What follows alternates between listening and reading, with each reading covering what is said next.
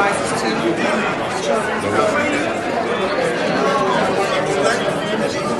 So we have 5 items. Okay. We have, yeah. Okay, everybody.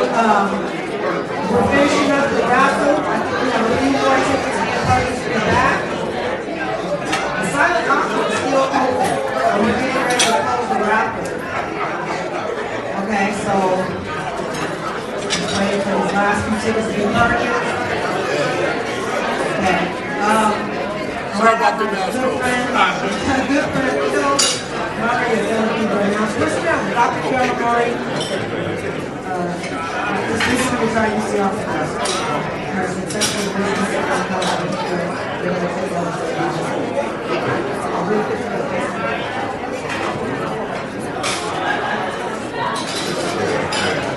Okay, I'll tell you guys the story real quick. I'm trying to stall. Come on, JJ.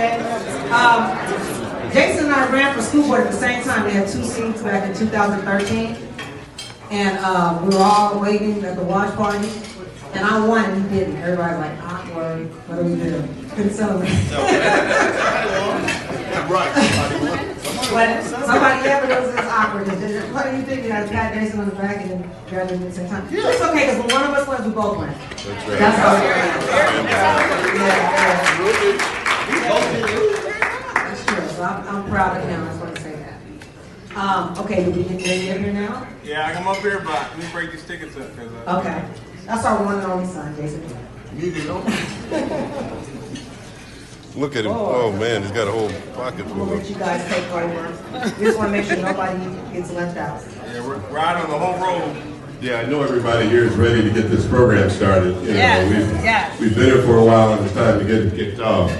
And as soon as JJ's got this done, we'll get this raffle out of the way so the program can really get started. Now what we're going to do, we got 2 baskets. Now whoever wins gets their choice of the basket.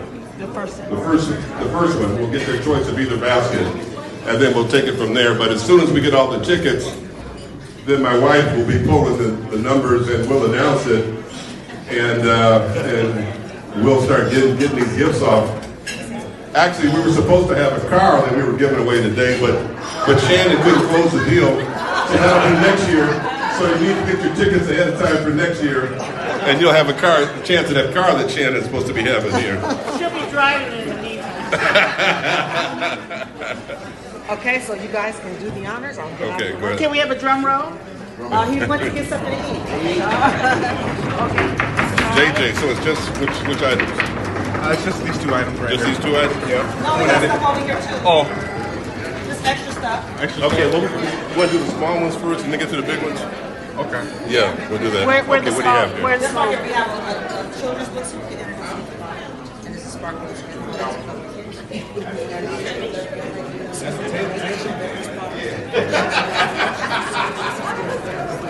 There we go.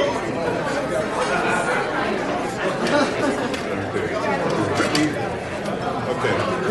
All right, we've got Brittany Evans. Sparkle. And her mom is Denise. That's Denise's book. this is from Denise Evans, and we've got 2 of these books, and so these will be the first 2 items that we will raffle off. Carolyn, would you? What's the name of the book? Tell them The name of the book said, "God Said I'm Just Fine." And it's for young children. It's a young children's book. Okay, and the winner is. Oh, wait a minute. This isn't She's broken got up. 3 tickets. She's doing the fast life over here. Okay. 818290. Oh, she got to let her hold the mic, Phil. Let her hold the 818290.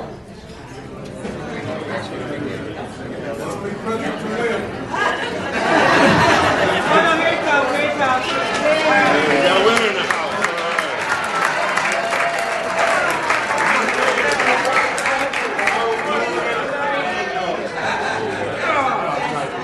And he works in education, so that's a good person to have that book.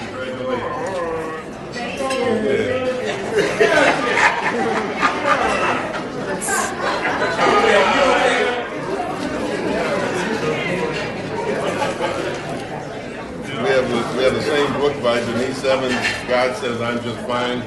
And what are the numbers? Of course, it's 818 again, but it's 645. 645. Is that you, Arthur?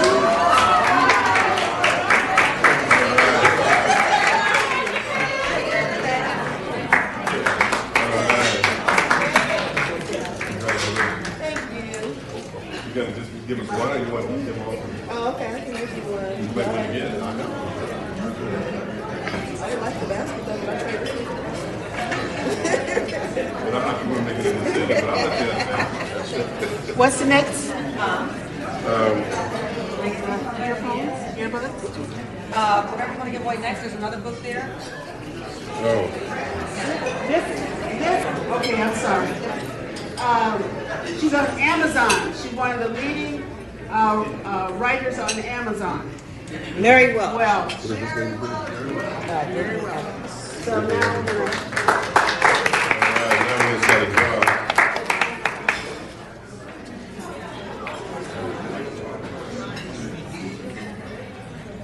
The number is 818-626.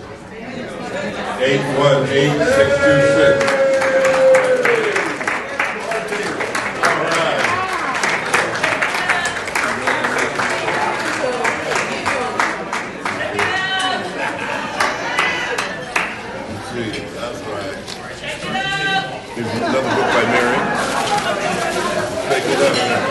Another book by Mary Welch called Saying No Nicely.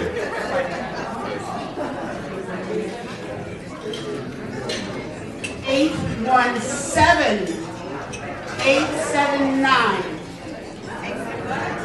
817-879. Right over here. Okay.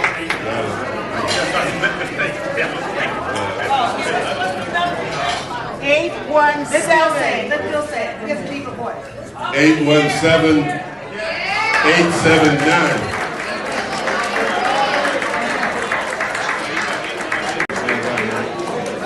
About a whole roll. All right, we got a winner now.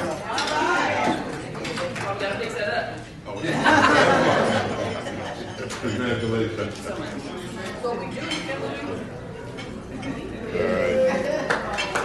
You pick them and then let Bill announce it because it's voice security. Yeah, you guys look at it? Oh, Brittany Evans. Brittany Evans donated Spark Buds.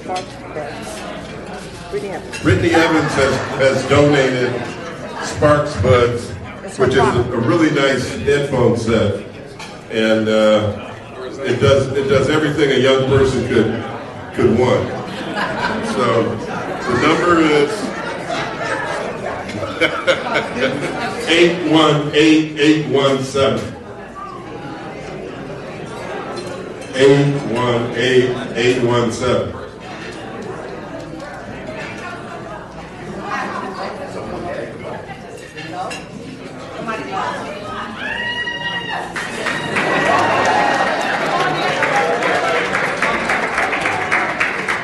Love the screen.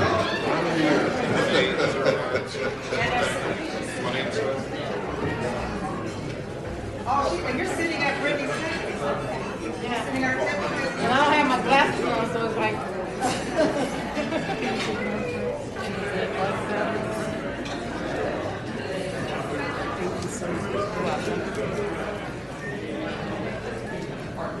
Congratulations. Thank you. Congratulations. Thank you. Okay, we're down to the two big baskets. One has the Will Smith book, and other has VIP tickets to Hot Summer Nights 3. Yeah. Yeah, orchestra level. Plus it's got a little wine you can drink in your car before you go. Advocating drinking and driving. Yeah, that's right. You got it? Yeah, you know, I think we're going to win these two, by the way.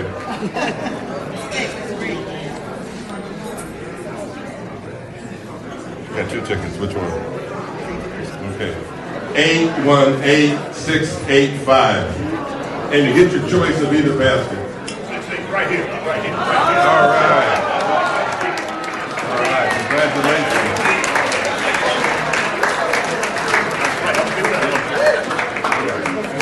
Yes, I do for the other night. See which one looks good. One's a male-dominated one that has golf stuff in it. Where's Men's the golf products. stuff? That Yeah. one right there. That's what I want. That's the golf stuff. That's what I want. All right. And for our final basket, 817, what's the rest? Oh, 818944 for the final basket.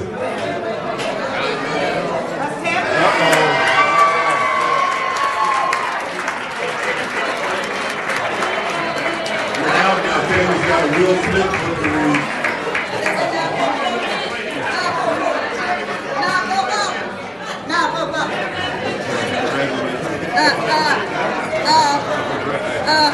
Basket it. Right here.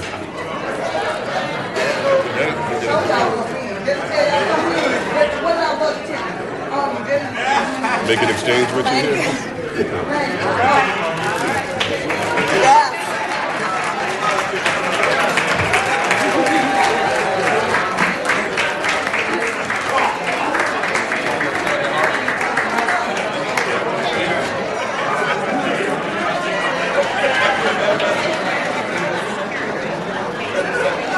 Good afternoon. Good afternoon. The teacher in me. I am privileged to have been given the opportunity to introduce our keynote speaker for this occasion. While I am confident he is not a stranger to anyone in this room, I would like to take a moment to highlight just a few of the many accomplishments and achievements of our speaker, Roland Martin. Roland is a journalist who has always maintained a clear sense of his calling in this world. He is a man who has proven time and time again the power of the pen. He has modeled for us what one can accomplish once determined to be and make a difference for others. Martin has been recognized and is viewed as one of the most important and influential voices of Black America today. His insight and no-nonsense approach to news and opinions is welcomed by Black America. Martin watched his parents and learned what it means to understand the value of change, the value of activism, and the value of commitment.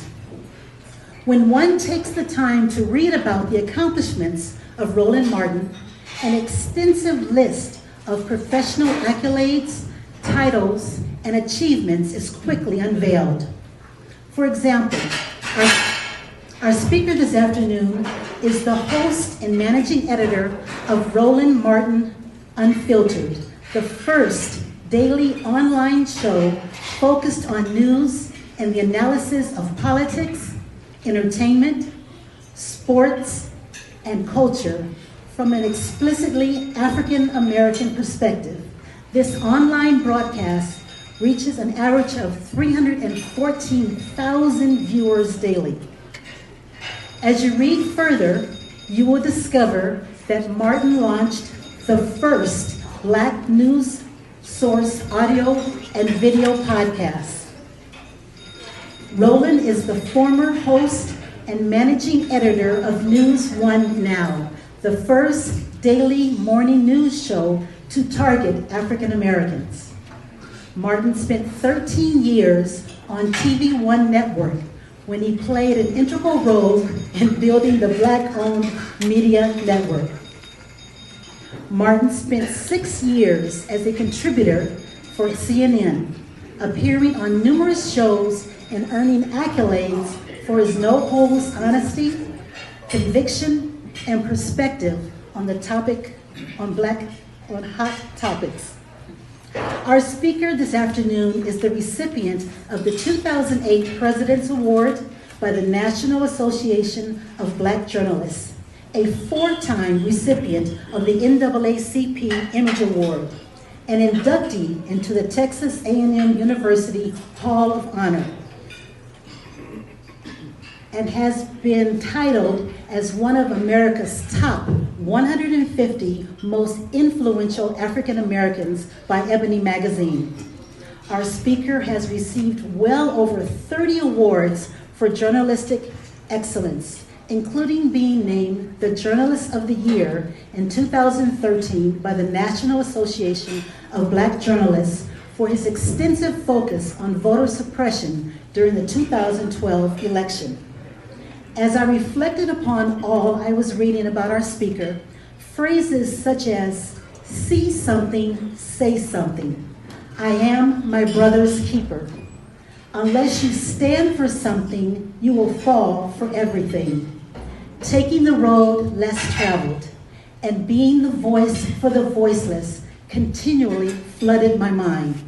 The more I read, the more I saw examples of selfless acts on behalf of others.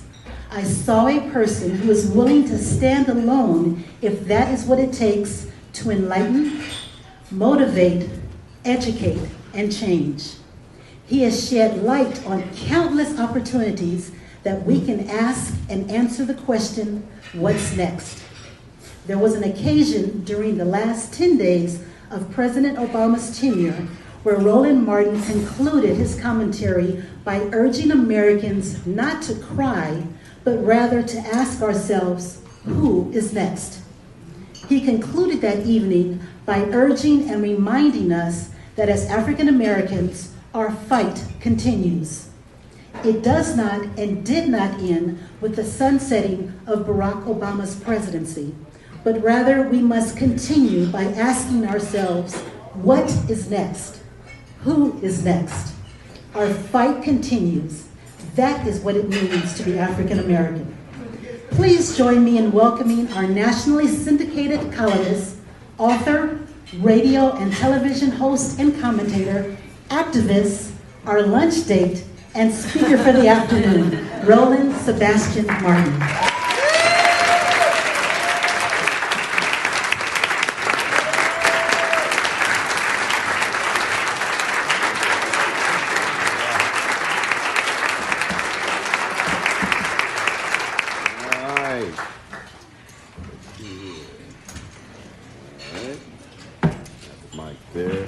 Go ahead and hold it. So how are we doing? All right, glad to see everyone here. Glad to see folks out and about. It is good to be. I think this is the second in-person speech that I've given since COVID hit, and so glad to be here. This is the fifth time I've been in Southern California the last 2 months. So I've been living on airplanes, coming out here and traveling around the country. It's been quite a busy time for our show. We launched our Black Star Network, digital network, September 3rd, and so we've been busy with that, shooting interviews all around the country, and so spent time this week in Brunswick, Georgia, Wednesday and Thursday for the black pastors who gathered at the trial of the 3 white men who were on trial for killing Ahmaud Arbery. And so there Wednesday and Thursday. There was in New York City yesterday doing some interviews and flew here last night. So I was always glad to be among folks who understand what our commitment is and what we're trying to do. And so glad to see all of you here, folks who watch the show, who support the show. Thank you so very much. And again, glad to be here because events like this are critically important. And I want to get right into it. But before I do this, I got to go ahead and say this here. Y'all shouted out all the folks with the D9. I know there were some other brothers here who are members of Sigma Pi Phi, who are archons. So shout out to, raise your hand if you are. Got one here. All right, so got to shout them out. And then, of course, I don't know how a Kappa sat next to me. And said, what'd you say, pole mark or something like that, what y'all call it? Man, just call it damn president. Just got to come on all the names. Just, and he was talking the trash. I had to remind him, I said, without Alpha, y'all just cap aside. I don't know why. Normally it's an Omega who says something stupid to the speaker before they speak. So always the first rule, leave the speaker alone until after. Never see that. You know he wasn't alpha because that was not a smart move. Talk trash to me before I speak. But it's all good. It's all good. So, you know, I appreciate Cap, but somebody got to work with alphas. So I appreciate that. But it's all good. It's all right. You know, I mess with all of them. Some folk take it personal. I tell them, get over it. Alpha's still your daddy. That goes for the AKs and the Deltas too. Don't even worry about it. That's right. Y'all know. Y'all got to start with us. That's right. Y'all can't be trying to put yourself in the front. Don't even try it. All these Deltas going to me talking about, y'all, look at you. You married a Delta. No, I was an Alpha before she was a Delta. Let's get that clear. That's right. She grad chapter. I pledged undergrad. I mean, no. That's fine. I'm just saying that came after we were married. Some folks trip like that. You know, I know. Supposed at the national convention now, so I remind her too. I said, remember, Alpha's your daddy too now. Don't even forget that. So it's all good. It's all good. We always, trust me. She always like, here you go, start that. And I was like, well, you know it's factual. So I got to mess with her too. So and I didn't even wait when I had my 30th Alpha anniversary a couple of years ago. I said, don't worry, I'm going to buy my own gift. So anytime, especially when I see Omegas and Sigmas who talk trash, I just tell them, just kiss the ring. And you campers, y'all can see that in the back, huh? Yeah, y'all can. See, that's what happened. See, I tried to warn them. I was like, don't start. I said, just eat your food and leave your brother alone. Don't even leave your brother alone. I appreciate it. And probably somebody gonna get fired in my staff because I don't know how they got me speaking at a golf course. They know I play golf all the time. I was sitting there like, damn, when is gonna have this BBN over so I can get plugged? Y'all don't understand. I've been playing golf since I was in college. So I see a golf course, I will cancel many a meeting. Y'all think I'm lying. Now, I was on the food bank board. They said, we moved the meeting from 2 to 4. And I'd already planned to play after the meeting. So y'all can send me the minutes. I did not make that meeting. I was on a golf course, trust me. You can just give me 30 minutes heads up. That's all I need. You ain't got to call me 2 weeks in advance. That's how we play. That's how we play. We get it in. So and so we always are doing that. So listen, I appreciate the golf ball. See, I like that. See, my man said he had a gift for you. So Tyler's Pro V1s. I'm like, thank you. I said, plus, I see a smart man. He ain't bringing no pinnacles or something like that and hard golf balls. See, those are good golf balls. There you go. See, smart. See, you called ahead. See, your daddy must have been out. See, I know. Smart man. All right, folks, let's get right to it. I was, as you were talking beforehand, as folks were coming in, and obviously this is about grassroots politics, and I was contemplating how I want to title it. Because anytime you talk to this many black people, you figure most of them go to church. Maybe. So some of y'all looking like, COVID has bailed a whole bunch of y'all out, but y'all now can go to church online. Y'all like, Bedside Baptist is no longer a bad phrase. Look at y'all in the back like we ain't going back ever, see? That's fine, y'all can go to church online, just send your tithe. That's right, Cash App, PayPal, Venmo, Zelle, send your tithe, do all of them. So anytime you meet with this many black folks, you got to go ahead and tag your text. Now the person next to you they have no idea what tag your text means. That means they do not go to church. Yeah, some of y'all like, what? You know what that was? Tag your text. See, where you from? Here, California. There you go, right there. That's the problem, right there. See? Anybody black in the South, tag your text. What does that mean? Y'all don't know. Nobody from okay, I'm just going ahead. Y'all gonna be on the show come Monday. So typically when the preacher says, let me tag my text, let me give the title of the sermon. See, y'all in the back. Oh, see, look at y'all. Oh, that's what that means. Oh, okay. See, now when y'all go home to Mississippi, Alabama, y'all like, I know what the preacher talking about. They always said me tag my texts, so let me do this here and title this, Praying Ain't Enough. Wow. I see some of y'all about to get real scared right now. I don't know how many politicians you talk to, but people love to say, I'm praying for you. I have covered politics my whole life.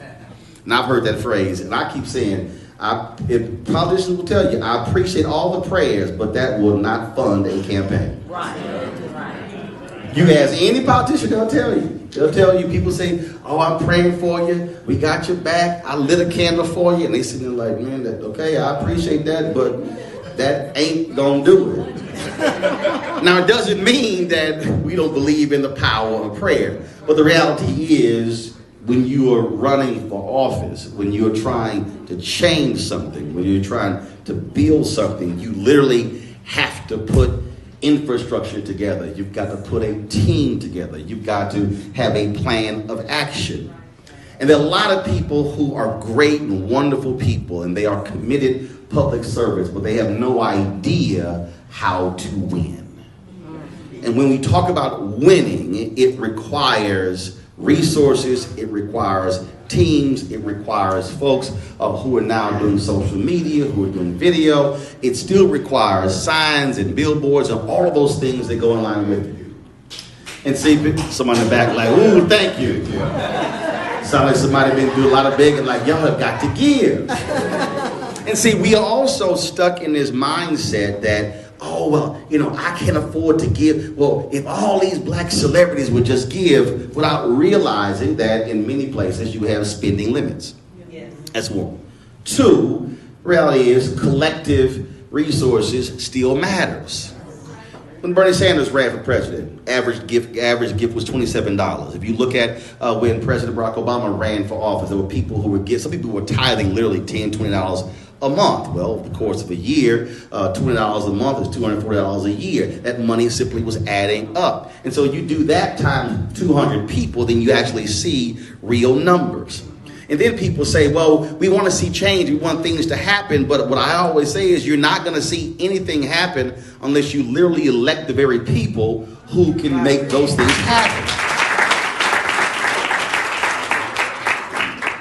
And so we have become so accustomed in this country to also only focusing on what happens in Washington, D.C.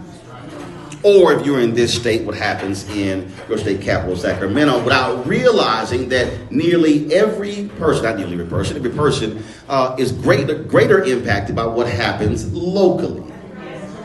I'm talking about you really begin to break down politics. I'm talking about in its most basic and simple form. It's what happens just outside of your door. Okay, so you live in a neighborhood. You're tired of people who are speeding up and down the roads. Then you say, we need to have some speed bumps. Ask the most basic question. How do speed bumps get installed? Who has that authority? Who delegates that? Is it the city? Is it the county? Exactly who does it? That's local politics. When you begin to talk about how do you transform neighborhood, we're talking about street lights or new sidewalks or sewer systems, if you have flooding issues, that is likely going to be a city issue. If you live outside of the city, who handles law enforcement? Typically, it is the sheriff. Those are local issues. And there are people who are walking around today who are utterly clueless about politics. And I mean people, not folks who don't have college degrees. I mean people who have college degrees and graduate degrees. People just don't know how to connect the actual dots. Because what we've done in this country, we've completely obliterated civics in this country. Yes. What is that? I mean, I can't tell you how many people I run into where they think they live somewhere and they go, well, Congressional Black Caucus is not helping me. I'm like, because they don't even represent you because you have no idea who your member of Congress is. If you would go around, if you seriously just start with your family and say, okay, who is your member of Congress? They might say something. Then you go to your laptop, you can go to the website and type it in, put their zip code in. More than likely they're wrong. I'm telling you, I see this every single day. I travel all around the country. I lived around the country, and the same thing happens. And so when we're talking about how do we change, you can't change something if you have no idea even how it works. And so if we're going to be serious about redefining our politics, then we have to learn what does that actually mean. So take, for instance, school boards. People right now White folks across America losing a damn mind over a totally BS, made up, Fox News driven thing on critical race theory, which is only designed to drive up the anger among white voters. You want facts? The election in Virginia was over the first Tuesday in November. There was a complete drop off over the mentioning of critical race theory on Fox News and all the conservative networks, conservative talk radio. Oh, so November 2nd, it was the biggest issue in the country. November 4th, no big deal. And I said a year ago, after Trump lost, I said, look, they're gonna need white people to be angry in order to vote in the next election. Because what we have to understand is people vote based upon emotion. One of the Democrats' biggest weaknesses is they try to appeal to the logic and the common sense. No, seriously. If you when people are pissed, when they're angry, they're motivated. When a person isn't pissed or angry, they're like, okay, I might vote, I might not. That's what happens. And so you saw that happen and then when they threw it out there and the folks jumped on it, there were people I live in Loudoun County in Virginia. There were people who come into the school district. I'm talking about 200 people signing up, railing against critical race theory. The superintendent's going, we don't teach it. We don't teach it. We don't teach it. It's not in our schools.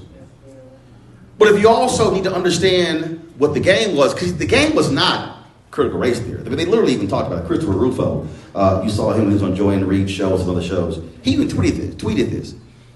The issue was not critical race theory, which first, look, I have run 3 black newspapers, news editor of a black website, Tom Joyner's BlackAmericaWeb.com, Tom Joyner, TV One, major broadcasting cable network, written for Savoy magazine. This is my now 14th black media experience.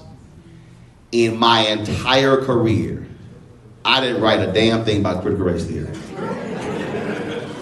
Now, you ain't gonna find nobody blacker than me who's worked in black-owned media my entire career and had never come across critical race theory until these folks started losing their damn mind last year. And don't know. Because it was only being taught on a very high level in law schools. But that was not the issue. The issue was not critical race theory. The issue is if we could lump anything dealing with race under the critical race theory banner, that would then tick them off. That was the real issue.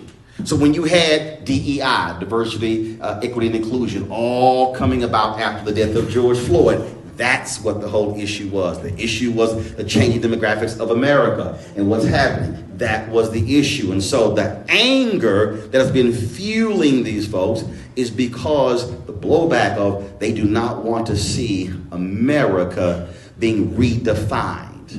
Why? Because we now actually have a voice. That's what I said today on Tiffany Cross Show in MSNBC. See, oftentimes we are responding to the wrong thing. We're not responding to what someone actually is saying. We are inferring what they said and then reinterpreting it. No, I'm listening to exactly what they say.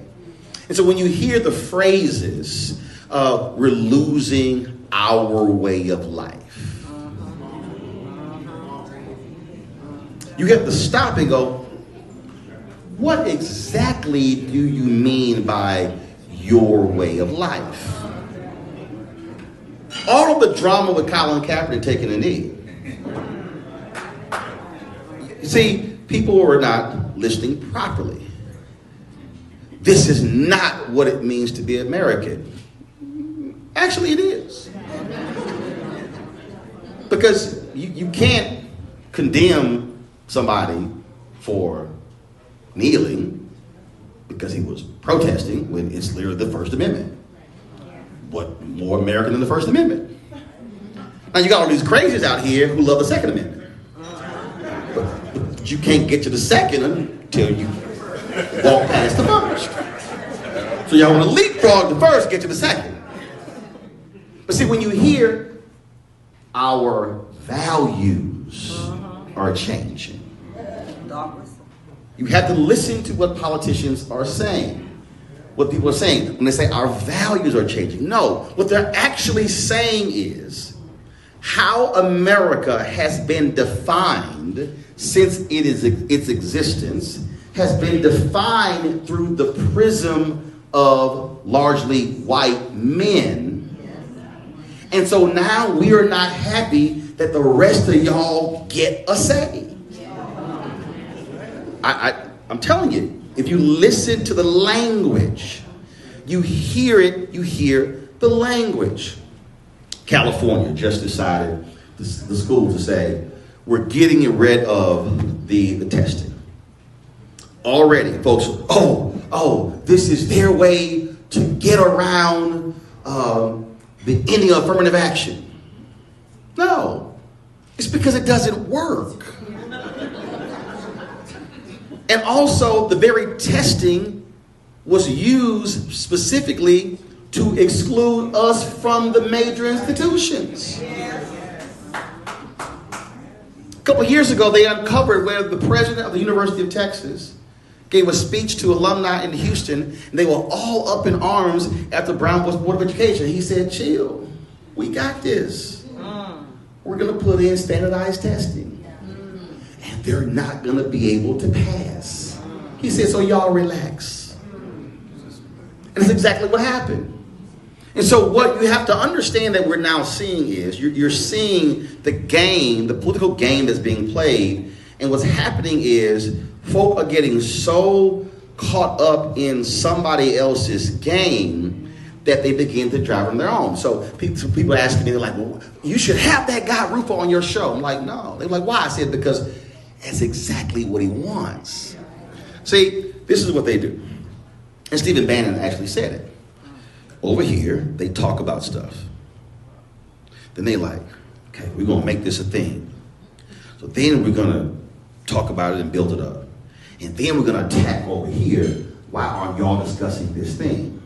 And most liberals, especially white liberals, and I'm going to break that down, go, oh my God, they're calling us anti-conservative. So what do? They then start talking about the thing that they said they were not talking about. So they then go, gotcha. We now have you talking about the thing that we created that was never a thing, and now it's now part of the mainstream. I literally saw it. I was like, I don't know why y'all keep, I'm like, y'all falling for the okie dokie, y'all go. And so the New York, all these people, no. We need to explain to them exactly what it is. I'm like, no, actually you don't, because they don't give a damn what it actually is. They want you talking about the very thing, because now they are determining what your content is. So if they can now drive your storyboarding, your narrative, they win. Ruffo had no problem when he went on Joanne Reed's show, because he won. He's like, I got you talking about my issue that was never an issue. That's the political game that's being played. And so what happened was they went, damn, all of these white people are really upset. Then they say, well, wait a minute, we can now use the school boards as a route to now change the curriculum in a way we couldn't change it before. Now look, this has been happening in the last 10 years. You had Tennessee, the State Board of Education, where they were trying to remove any reference of slavery, Jim Crow out of the textbooks. They tried it in Texas as well. Why does that matter? And why does this state matter? Again, connect the dots. There are only 3 important states for education. 3. Texas, New York State, and California. Why? Because Texas, New York State, and California buy more textbooks than all the other states combined. So when Texas, New York State, and California, if they can change the textbooks in one of those states, They literally are changing the textbooks in multiple states. That affects curriculum. And so their game plan right now is how do you take control of the curriculum by going through your school boards. But see, it's much deeper than even the curriculum. Because the reason this gathering is important, the reason why pooling resources together is important, because you now have to also understand what controls the economics of communities. So, your school district, how large is the budget?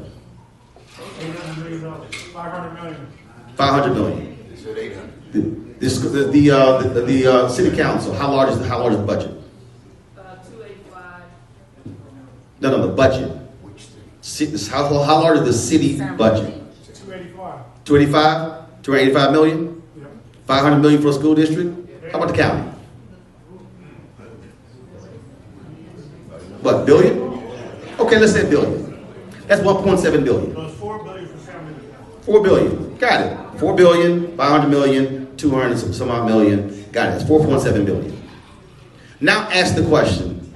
School board, how many bond initiatives have you had? School construction. Who has what contracts? Who controls the textbook contract, the software contracts, janitorial contracts, the software contracts? No, not the teachers. No, I'm talking about contracts. I'm talking about the contracts, which is the money. So when you control the school district, when you control the board, you control the money. You now control who gets the money. You now control how the policies are written in terms of who you favor. Now you have people who go, oh, okay, fine, we don't want to use affirmative action. Okay, fine, we're going to change the rules. We're going to say we're going to give preference to businesses that reside within this zone. Well, if most of our businesses reside in this zone, then we then get a leg up on contracts. When you control the board, you can change policy. If you look at most school districts around the country, the number of people who vote in school districts are lower than any other election, any other campaign. They're lower than city, because the attention that we pay more attention to presidential because it's natural. It's all the media. Then you're talking about presidential, U.S. Senate races, congressional races.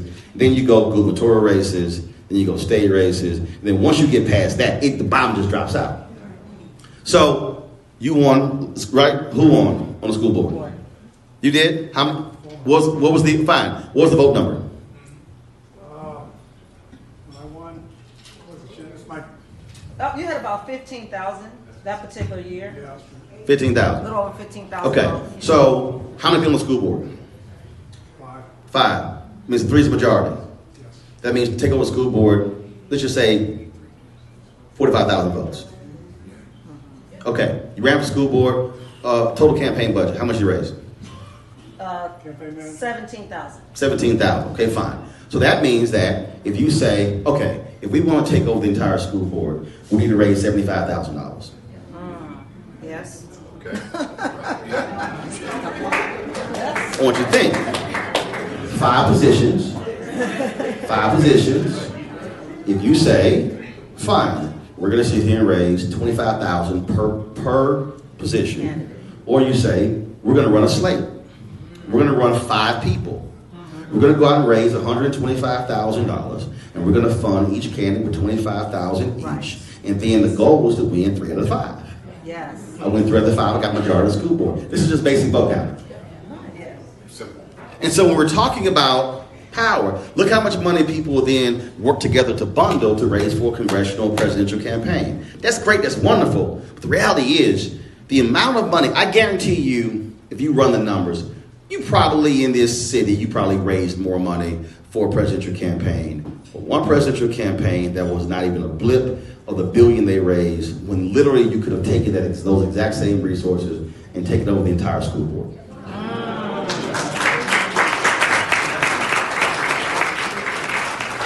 That's why this matters. Now take the exact same formula and now go to the city. Yes. You then go, okay, how many people on the city council? 7. Are they single member districts? Are they citywide? And then it's a question of, okay, fine, single member districts, okay, who lives in what district? How do we target that particular person? Most people, and then what you also do is, you'll be smart enough to go to people and say, look, you can't have 5, 6 damn people running because you're gonna guarantee the incumbent is gonna be able to win. You gotta be able to consolidate power to have leverage when it comes to the resources. And so, you might be sitting in here, and say, oh man, the outset, she said this even raised $20,000. Okay, but just think about that. That literally can fund one candidate alone for a school board. Right. Now you begin to say, okay, hold up. So now let's rethink how we're doing this. But again, match how much you're raising to also what you now control by being able to change policy. You have to then go in and break down the numbers. See, one of the greatest mistakes that many African Americans make is we approach politics from the perspective of we want to focus. And I'll throw it out there. What would you say are the top 3 issues in the city? Throw it out. Pollution. Pollution, water, roads, homelessness. No. It's economics. No. Did you follow what I'm saying? No. It's economics. Every single thing you just said is determined by who controls access to the dollars. Right. So what happens is we, too often, many African Americans across the country, we approach politics as the most important thing facing our community is education, is money, it's mass incarceration, money.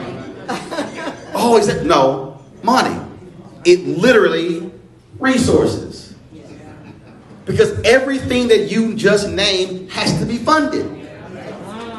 And everything that you just named is going to be then dealt with likely by a private company who is then going to get the contract to deal with that very thing. Which now means that you have to now be asking, okay, what is the business capacity of black folks here? Which means that your survey now has to be, okay, so who in here actually owns a business? Raise your hand. Who in here has a business? No, keep your hands up. I need to see when their hands drop. Who in here has a business that employs more than 5 people? Keep your hands up. Who in here employs a business with more than 10 people? Who in here has more than 20? Who in here has more than 25? There are 2 hands up.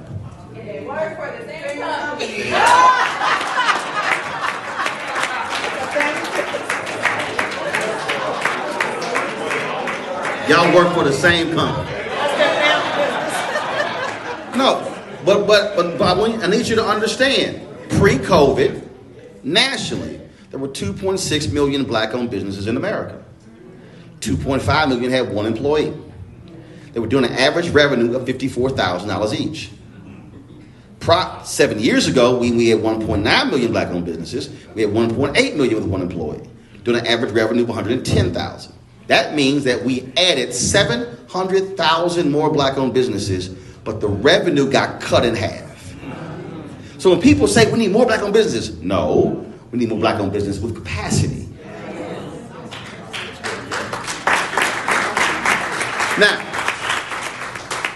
why does that matter? Well, if I'm talking about how do we access power and access economic power, you look at the contracting that goes on, if you're able to now tap into school board, city, county contracts, you're now able to grow and build businesses.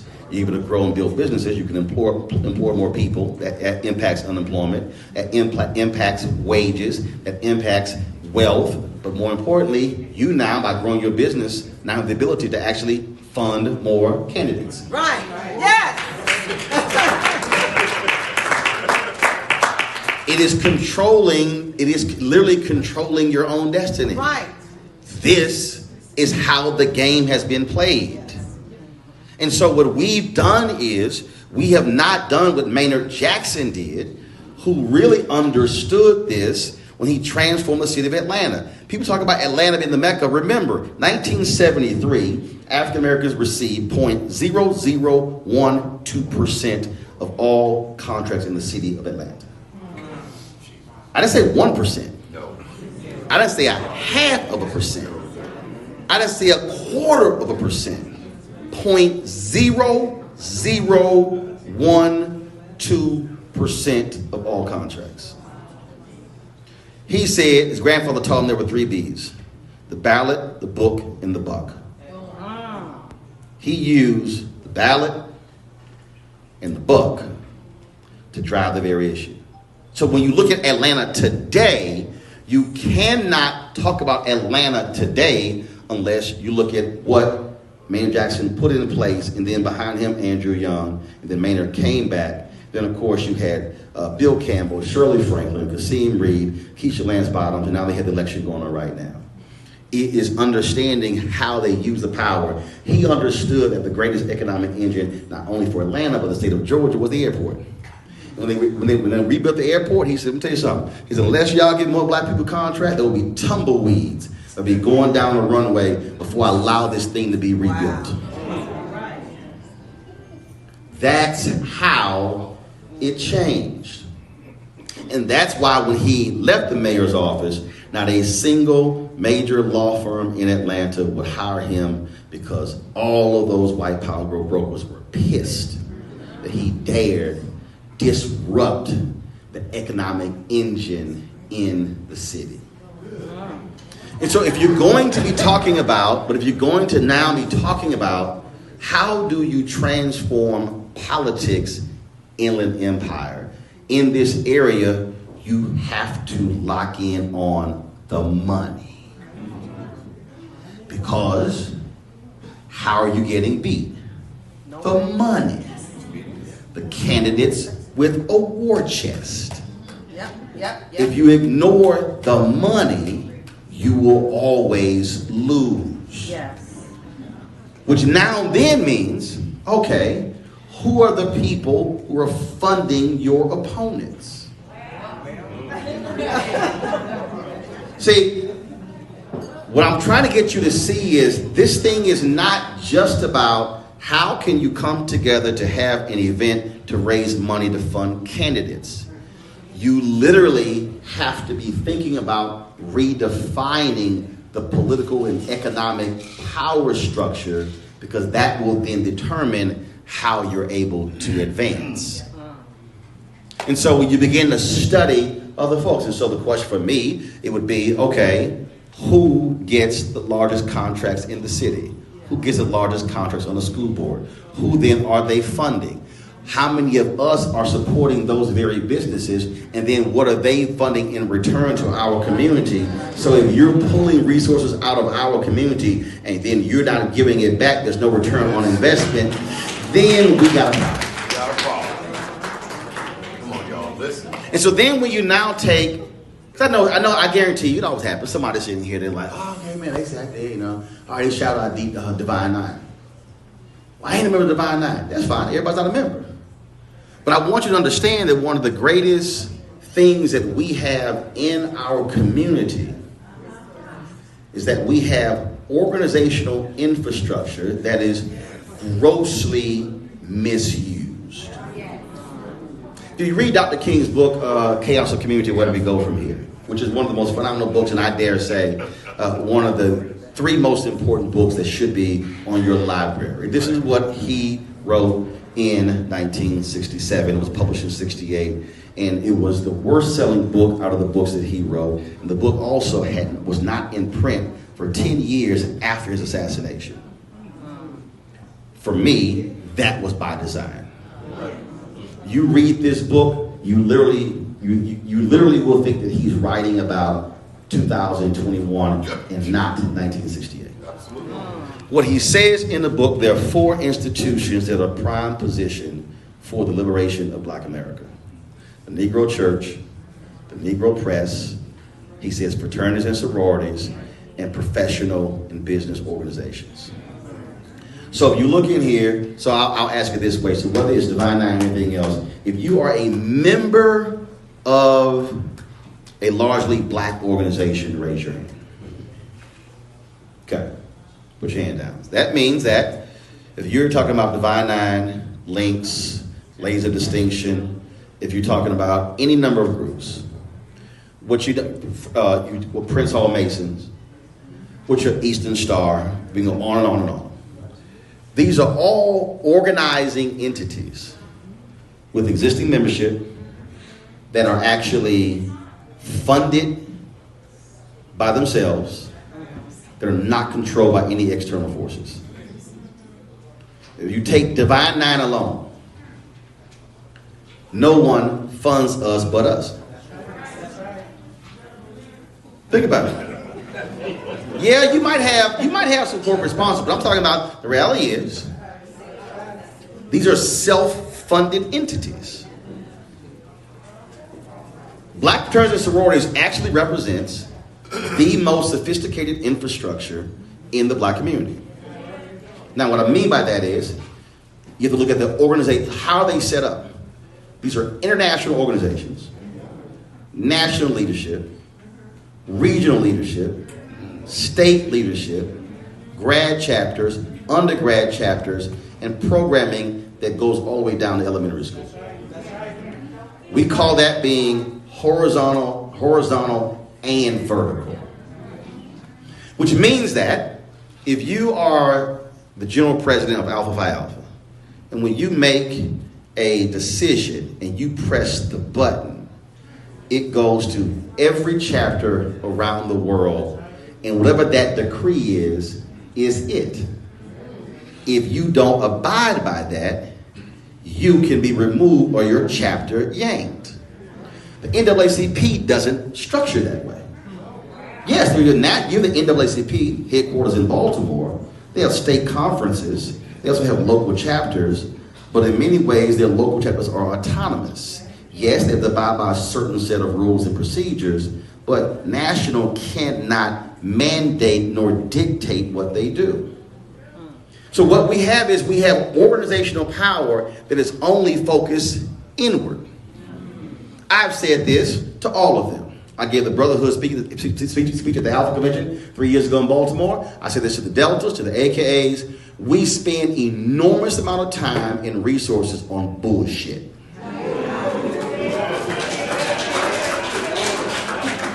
Yes, I said it.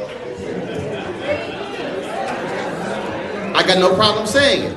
Because when you're only, follow me here, when you're only talking about what's happening inside of our walls versus what's happening out there, then what's going on? Okay, I'll give you this way. Just so to understand. Again, how you use economic power. How often does school board meet? Once a month. Once a month. When? Wednesday. School board meets on Wednesday. Okay? Once a month, right? Twice a month. Districts are twice. Okay, twice a month. Okay. You got I'm just gonna take Divine Nine. Again, I'm trying to walk you through how you use power. Divine Nine, 9 organizations, meet twice a month. That's it? Okay, let's just say twice a month, fine. That means you should have one fraternity, one sorority that says we will be attending school board meetings this month. The commitment is not every month. Because hell, you got 9. It's 9. Which two gonna have, who's gonna have December? So they don't meet in December, fine. Who's going to January? Got it. Who's in February? Who's in March? Who's in April? Who's in May? So now all of a sudden, you get a school board meeting. They look up, who the hell these 20 people in black and gold? Who the hell these 50 women in pink and green? And then next month, they like, who the hell these 50, 60 women in red and white? Hold up. Who these people in blue and white? Hold up. Who these people in purple and gold? And who these people in, wait a minute, hold up. Now they sitting here like, do y'all know who these people are? Now, what does that that now do for the black community? The black community now is saying, who the hell are these people in the black and gold? Because if we really want to be honest with ourselves, if we want to be honest, it's a whole bunch of our folk ain't never seen us. Because, now see, I know I'm stepping on toes. Because see, folks like, no, we are this program. No, that's inward. I'm talking about how are we leveraging our infrastructure externally. I'm talking about how do we use it to begin to say, yes, we're going to be funding this. Now see, here's the key. This is where Divine Nine get all screwed up.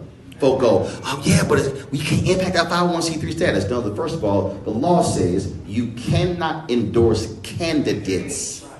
It does not mean you cannot endorse policies.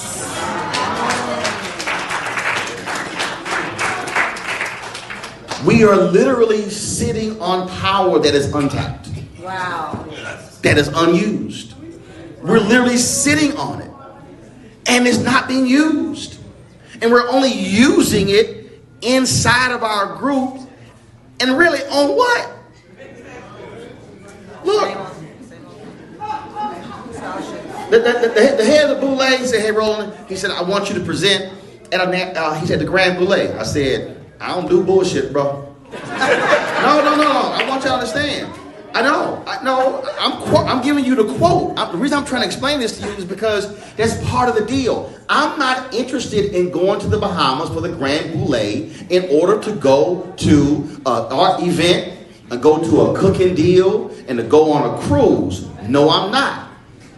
I said, you can't tell me that you have this collection of black men that's supposed to be the be-all to end-all of all black male groups, the upper echelon of black men in America, and we ain't talking about a damn thing that's political, economic, and social. Right. I'm not wasting my time.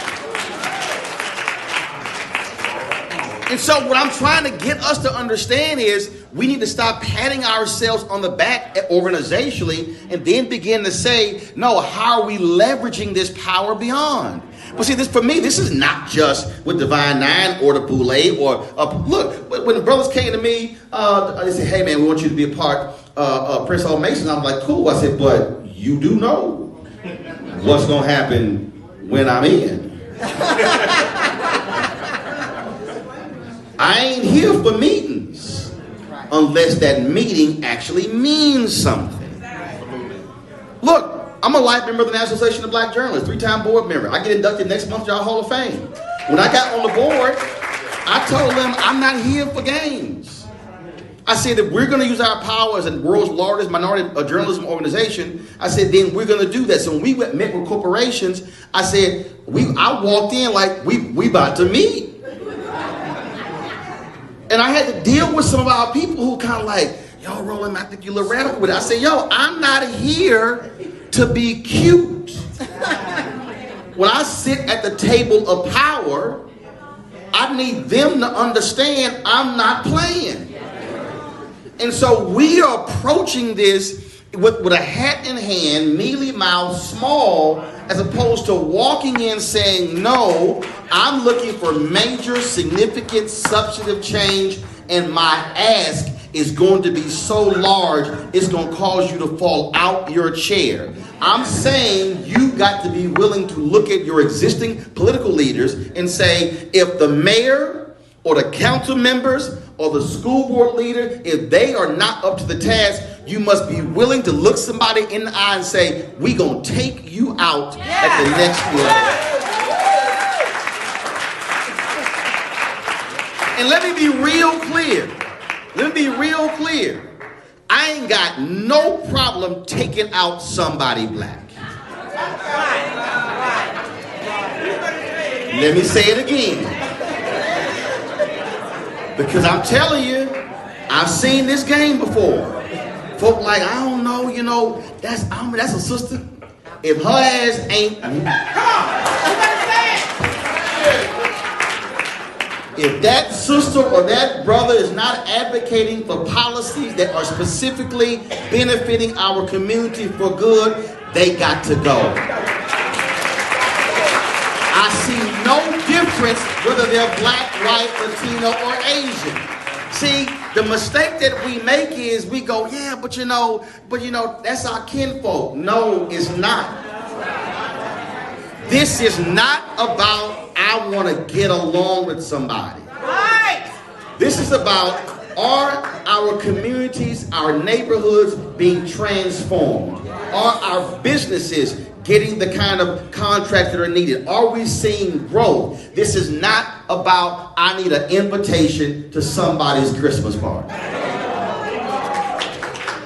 Now, if you are not about that life, here's my suggestion.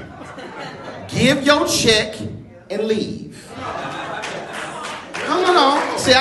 I know some of you, do understand. Some of y'all look at me right now like, damn, you knew who you invited.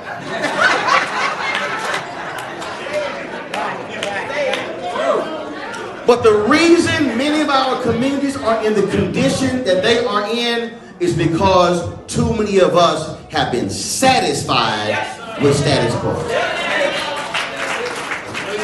I operate by that scene in the movie Malcolm X when Denzel went to the jail and Brother Johnson had been beaten by the police, and then he said, call the ambulance, and then they called the ambulance, and then the white cop came up to Denzel and he said, okay, he said, you came and got what you want, y'all can go. And he said, no, I'm not satisfied. And there are far too many of us in nice, cute positions with our nice salaries, driving our very nice cars, wearing our nice suits with nice titles, who are satisfied, yet we have not seen the kind of change when necessary. Do understand, I don't get invited to a bunch of the fun stuff with President Obama. Why? Because I was on his behind when he was president. Because see, I wasn't just happy to see a black first family. Too many black folks stayed at the inauguration parade all 8 years.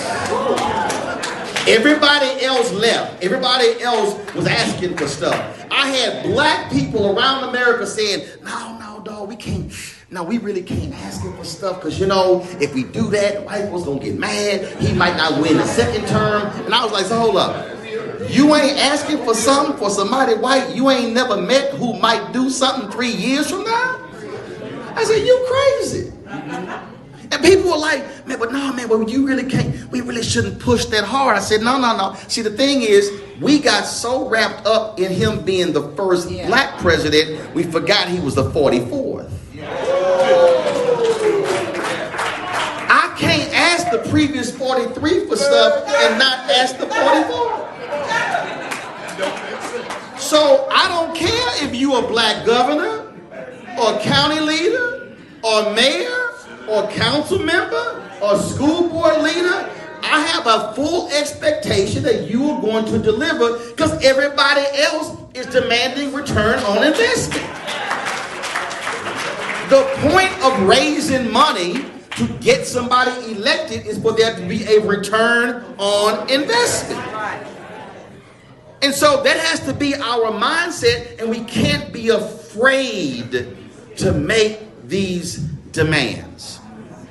And so leaving here, you now really got to make an even more critical decision. And that is how hard you really are trying to change stuff. How hard are you really trying to redefine this community for the good?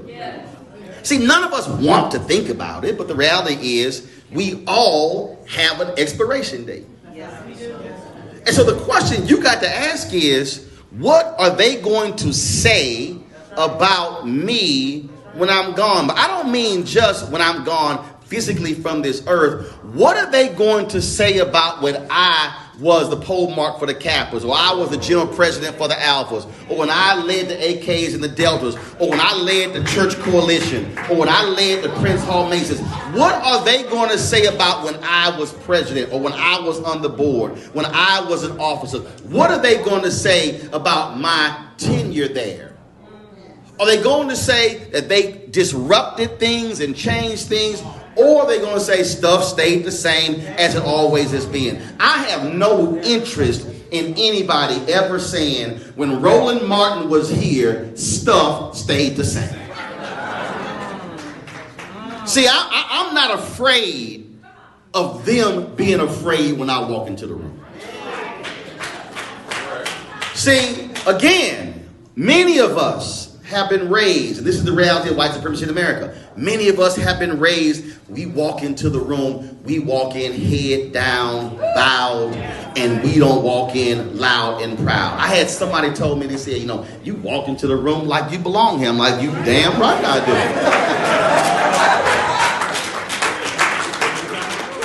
When I walk into a room, I want you to feel the presence. I want you to say, damn, he here. I want you to feel that. Because see, we can't keep playing this same. I'm telling you, I travel around the country. I cover news stories around the country. And what I see are too many of us who are so happy and excited just to be. That we look back and then stuff look the same. That simply cannot be the case. I'm not interested in people giving me no proclamations, keys to the city. I don't care about no resolutions. I mean, you can keep all that stuff. I want to know, does the city, the school district, does the county look different than it did before? And look, I'm telling you, I ain't afraid to hit nobody. If my mama and daddy was running something and I felt it was raggedy, mama and daddy would have a problem. I don't. We've got to have more people who don't give a damn about somebody else's opinion of them. In the history of Black America, you cannot show me people that redefine America who were nice and everybody got along with them. Even other black people. 1959, Roy Wilkins, head of the NAACP, called Dr. King a radical. The head of the NAACP said, he a radical. King was like, appreciate that.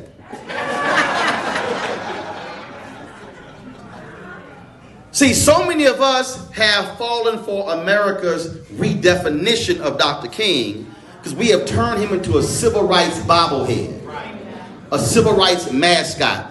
Oh, Dr. King loved everybody and he prayed for everybody. No, that was one of the most radical voices America has ever seen. But we let folk quote him every single day who don't care about what he cared about. I ain't letting no Republican, black or white, give any kind of quote praising Dr. King because I'm going to ask him, if you don't support his agenda, I don't want to see your quote. If you don't care about the poor, if you don't care about the disenfranchised, if you don't care about the downtrodden or the depressed, if you are unwilling to deal with the economic realities in cities, then I don't want to see your praise. Which also, I tell, look, I've done a lot of MLK events, and I've told many of the politicians, y'all can excuse yourself for sitting here praising the King if you voting against him when you at the meeting. We have to be willing to challenge power.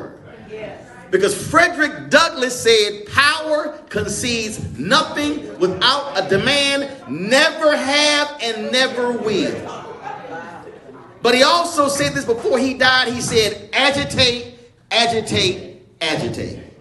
So if you one of those folks and you don't want to agitate, if you one of those folks and you don't want to sit here and press somebody, if you don't want to sit here and challenge power, if you don't want to redefine power, my suggestion is for you to move the hell out of the way because there's a train that's coming. And when that train comes, you're going to hear a whistle coming. And you can hear that whistle from a long, my dad worked for Amtrak. You can hear that whistle from a long distance. The whistle, they don't sound the whistle when they right on you. They let you know, train's coming. Train's coming. Get your bags ready. Because when we pull up, we are not going to be here for long.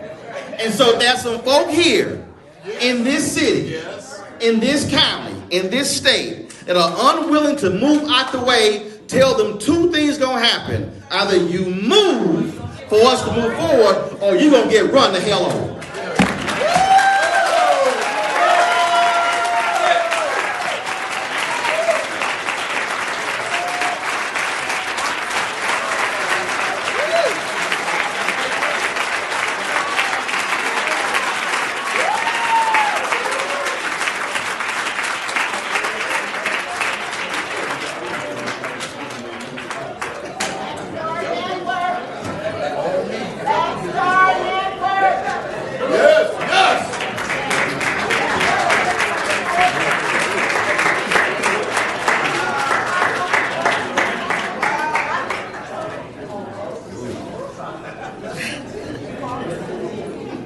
I just want to say that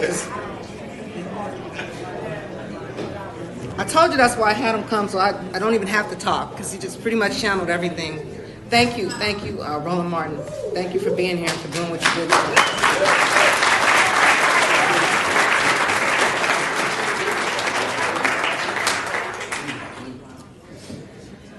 With that, I'm going to bring up Tammy and Floyd. Tammy and Floyd, come on down. We have something for Mr. Martin.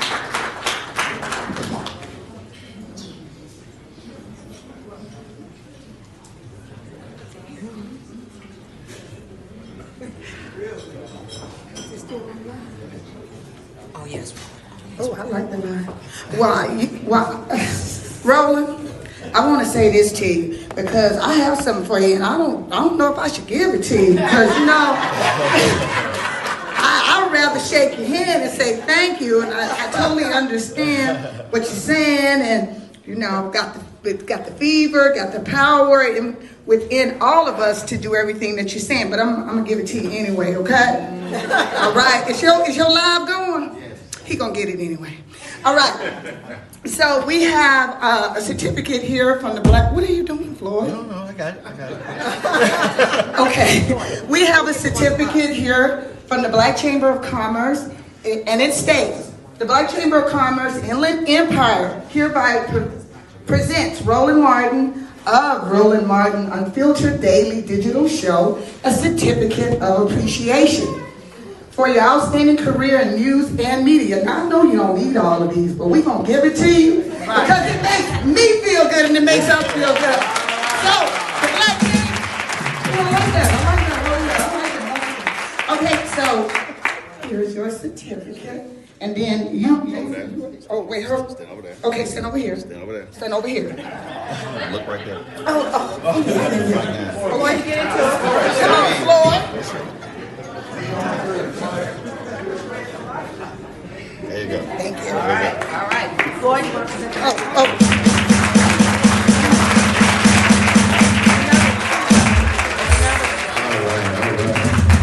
Roland, that was totally awesome.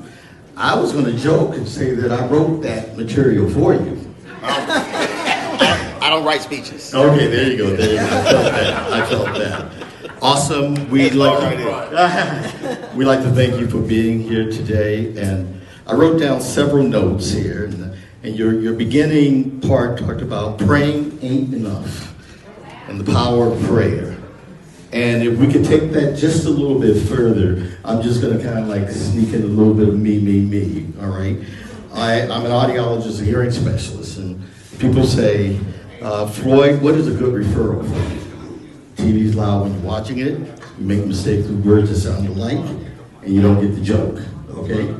And so this is kind of, if you continue on where we're supposed to go after this, 92-year-old guy goes to a Christian horse riding farm. And they say, if you want the horse to move, you say hallelujah. You want the horse to stop, you say amen. Right? So he gets up on the horse and he forgets what to say. They say hallelujah. Horse starts moving. So he forgot to say the other part. So he says hallelujah. Horse starts moving quicker and quicker and going down the road.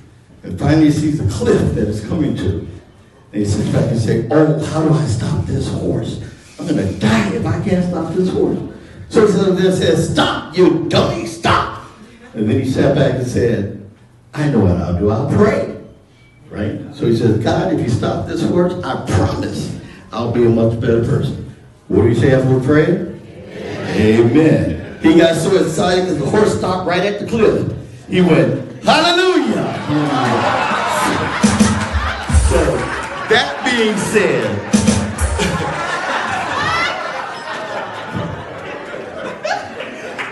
we just got to jump over to that other cliff there. We thank you a lot. For Neighbors United honors Roland Martin, Social Justice Advocate Award. And we thank you for being here today, Lord. Thank you, sir. You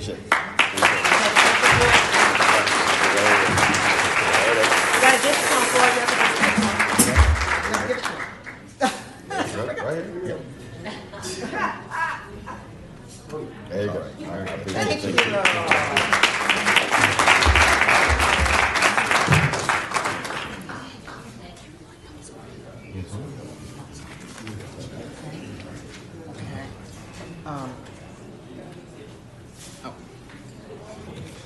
Okay, is it on, Floyd, or you cut it off? Testing? Testing, okay. So now I would like to bring up Sherman Garnett and Denise Sterling. Come on up. And everybody that you see coming up is actually a member of Neighbors United. So everybody that's stood before you today is a member.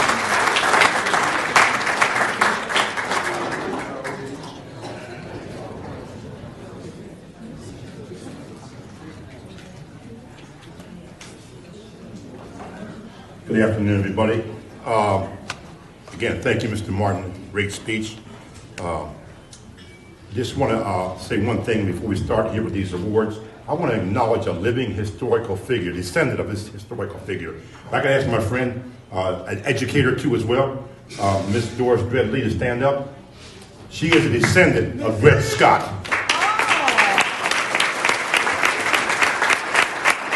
It's not often that you have a living historical figure here. And we were educators for special education, especially in that field. I was administrator, we're both administrators for years, and so she's considered running for the school board, so I hope she does it in her relevant area.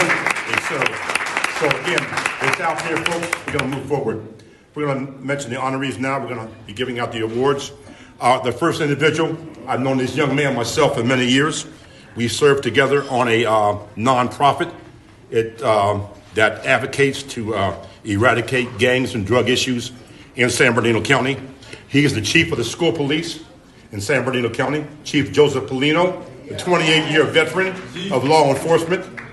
On July 1st, 2010, he was sworn in as chief of the San Bernardino City Unified School District Police Department. Chief Polino implemented programs to engage our youth. He provided highly visible, strong, and steady leadership to the district's police department. Chief Polino earned a master's degree in public administration and a bachelor's of science in workforce education from Southern Illinois University at Carbondale. He is currently pursuing his doctorate degree